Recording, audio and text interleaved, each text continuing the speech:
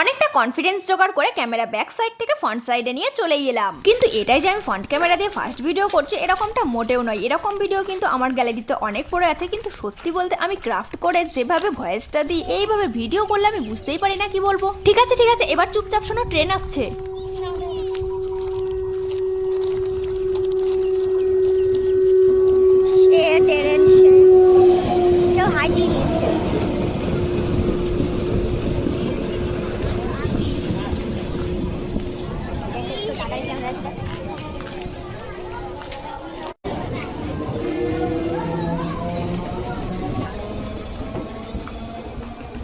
সত্যি বলতে জানো তো আমি এই ভিডিওটাও পোস্ট করতাম না, এটাও আমার গ্যালারিতে পড়েই থাকতো, কিন্তু আমার বর মশাই আর এই পুচকে ননদ আমাকে এত খেপিয়েছে আমি বলেছি এই ভিডিওটা তো আমি পোস্ট করেই ছাড়বো। তবে এই ভিডিওটাতে কিন্তু ওই ফার্স্ট ভয়েসটা বাদ দিয়ে সব জায়গায় তোমরা কিন্তু অরিজিনাল একটা সাউন্ড পাবে। সত্যি বলতে আমরা হাঁটার শব্দ এমনকি পাশে যারা কথা বলছিল সব শব্দই এতে রয়েছে। দেখেছো গ্রামের রাস্তা থেকে রেল লাইন থেকে কিন্তু মাঠের মধ্যে চলে এলাম, তবুও তোমাদের এখনো আমি বলিনি যে আমরা কোথায় যাচ্ছি। আসলে আমরা তিনজন আজ যাচ্ছি আমার শ্বশুরের চাষ করা কচু জমিতে। হ্যাঁ তোমরা ঠিকই শুনেছো, কচু জমিতে। আর এই জমির মধ্যে এসে ভিডিও করার সময় তোমরা দেখলেই বিরক্ত হয়ে যাবে হয়তো যে আমি এতবার ফ্রন্ট ক্যামেরার দিকে তাকাচ্ছি। আসলে এই যে সরু আলগুলো এতটা কাদা আর পিছল আমি বুঝতেই পারছি না হাঁটবো না দেখবো। তো যাই হোক ফাইনালি আমরা পৌঁছে গেলাম কচু জমিতে, আর এই সেই আমাদের কচু গাছ। তবে এর থেকে কিন্তু কচু খাওয়া হয় না, এর থেকে পাওয়া যায় কচুর লতি। হ্যাঁ আর এই জিনিসটা আমরা নিজেরাও খাই সাথে বিক্রিও করি। আর এই ক্লিপটা নেওয়ার জন্য আমি কিন্তু এদের দুজনকে বকা দিয়ে দাঁড় করিয়ে রেখেছিলাম। তো যাই হোক সত্যি বলতে এইখানটা দাঁড়িয়ে চারিদিকে দেখতে কিন্তু খুবই সুন্দর লাগছিল। সব দিকে শুধু ধান গাছ আর ধান গাছ, মাঝখানে শুধুমাত্র এই একটাই কচু জমি। এখানে দেখো বর্মশাই জমিতে নেমেও গেছে আর লতি তোলাও শুরু করে দিয়েছে।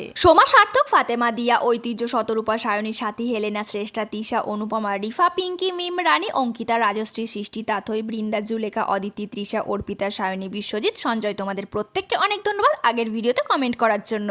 এই যে এতগুলো আমি নাম বললাম, এখন এই নামগুলো কিন্তু আমি এর আগের শর্ট ভিডিও থেকে নিয়েছি, আর আজকের ভিডিওতেও তোমরা যারা কমেন্ট করবে তাদের নামগুলো আমি এর পরে শর্ট ভিডিওতে বলবো। আমি একটু আগেই বললাম চারিদিকে শুধু ধান গাছ আর ধান গাছ, আর এখানে তোমরা দেখো ভিডিওতে কিন্তু বুঝতেই পারবে যত দূর চোখ যাচ্ছে তত দূর কিন্তু সবুজ আর সবুজ, মানে সব জমিতেই ধান গাছ লাগানো। তো যাই হোক আমাদের প্রয়োজন মতো কচুর লতি তোলা হয়ে গেছে, তাই এবার আমরা যাচ্ছি আবারও সেম একই রাস্তা দিয়ে বাড়ির দিকে।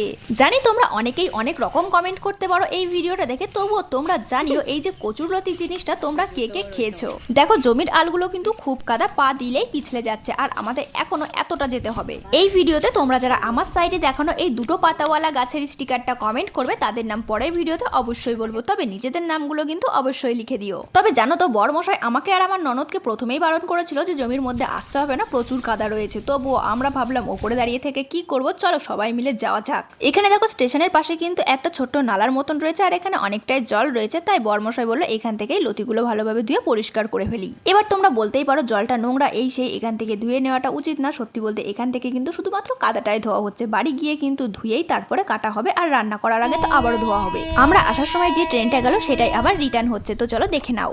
দাঁড়াও একটু অপেক্ষা করো, আমার ফোনটা তো ঘোরাতে দাও, তারপরে না ট্রেনটা দেখবে। এখানে তো স্টেশন, তো স্টেশনে তো ট্রেনটা একটু দাঁড়াবেই। তবে বড়মশাই কিন্তু কাজ করেই যাচ্ছে। এখানে দেখো জলের শব্দটাও হচ্ছে।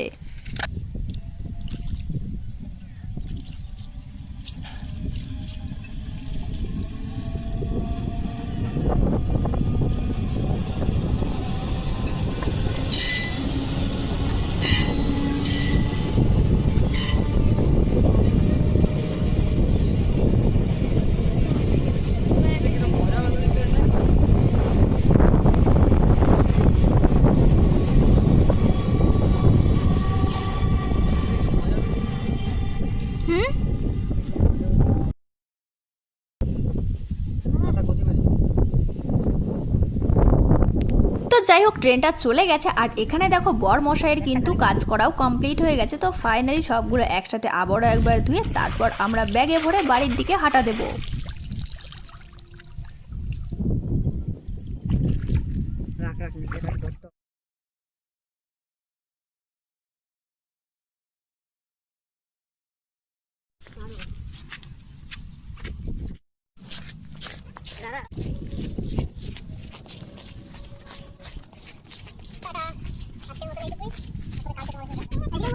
আজকের মতো এতটাই, একই রাস্তা আর কি বা দেখবে, এই রাস্তা দিয়েই তো এলাম। তো এখনকার মতো টাটা বাই বাই, সবাই ভালো থেকো।